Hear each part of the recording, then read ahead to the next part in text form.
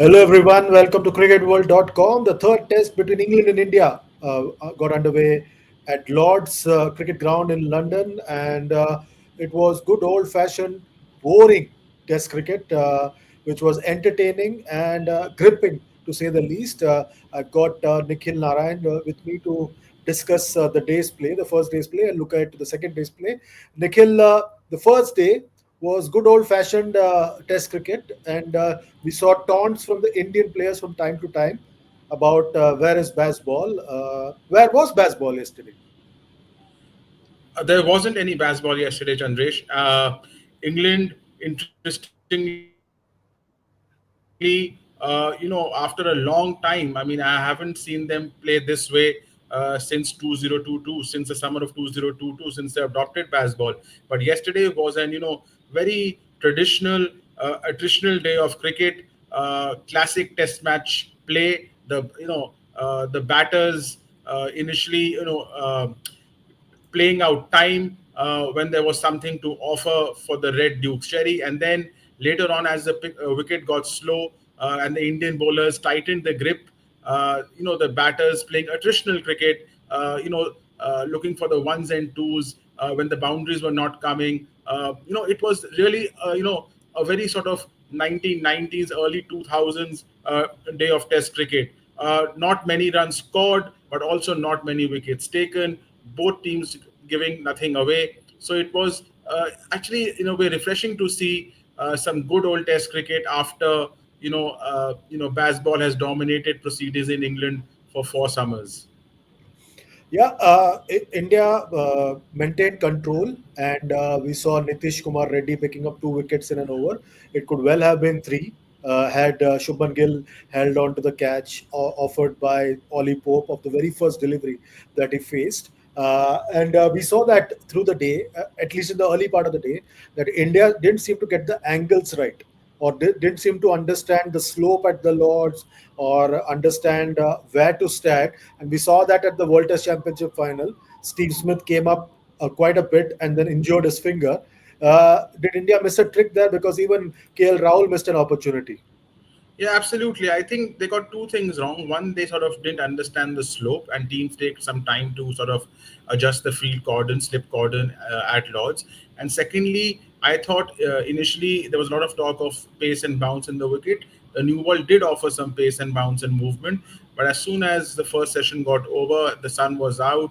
Uh, you know, there was hardly any pace in the wicket, and which meant the ball wasn't carrying to the slip cordon.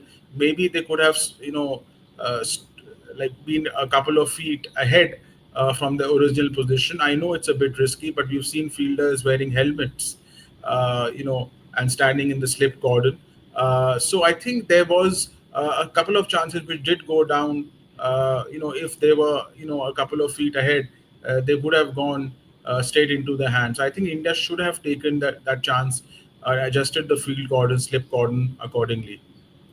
Yeah, we saw the openers getting out early. Then there was a stand between Joe Root and Ollie Pope, and then Ollie Pope was dismissed first ball right after tea by Ravindra Jadeja, and then again very soon after you had Jasprit Bumrah dismissing Harry Brook with a fantastic delivery. Uh, so India seemed to take control at that stage of the uh, match or the innings at that time. Do you think India could have done anything different? At 172 for four, yes, India had control. They would have hoped to dismiss England, for less than 250. But the wicket wasn't offering much. So I think India did try, everything they had, pace, spin, everything. But the wicket offered absolutely nothing, in the post tea session. So, and Ben Stokes and Joe Root, they, they batted for their wickets. They did not take many chances. It was, it was surprising to see Ben Stokes bat the way he did. Joe Root, we know, he this is the way Joe Root used to bat before 2022. And that unbeaten 79 run partnership actually sort of gave England a slight advantage at the end of day one with Root unbeaten on 99. Because we discussed this at the start of the match. that the average first inning score at Lords in the last 5 seasons is around 282. So, given that England might cross that, I think it's slight advantage to England. But India would still hope, given the slow nature of the wicket, I think 325, 330 also India would be happy to restrict England to.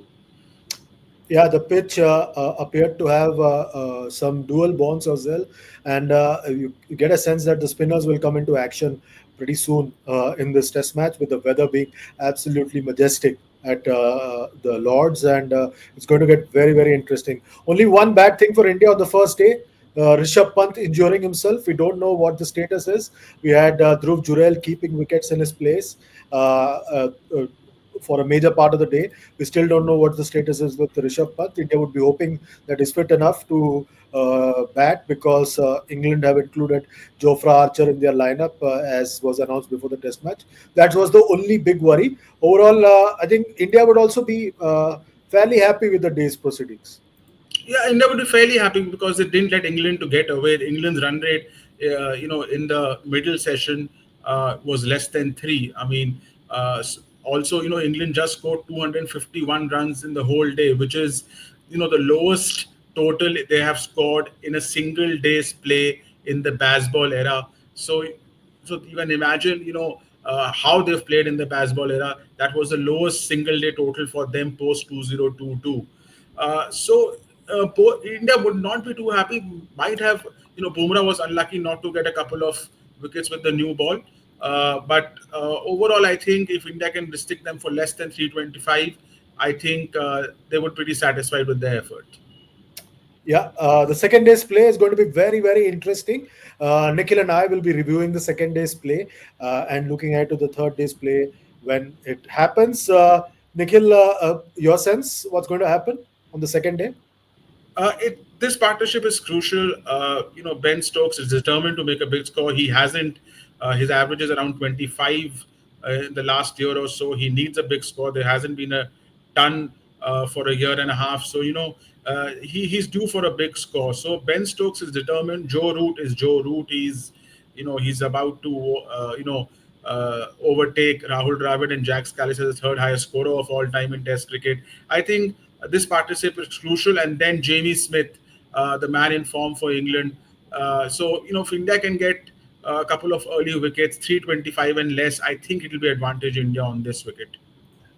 Yeah, let's see what happens on the second day's play in the third test match. We'll be back with the review of the second day's play. Remember, you can be part of the conversation with Nikhil and myself. Just like, share, subscribe, and comment, and we'll take that into consideration while we are having a chat. That's it for now. Nikhil and myself take your leave. Take good care of yourselves. It's goodbye and God bless.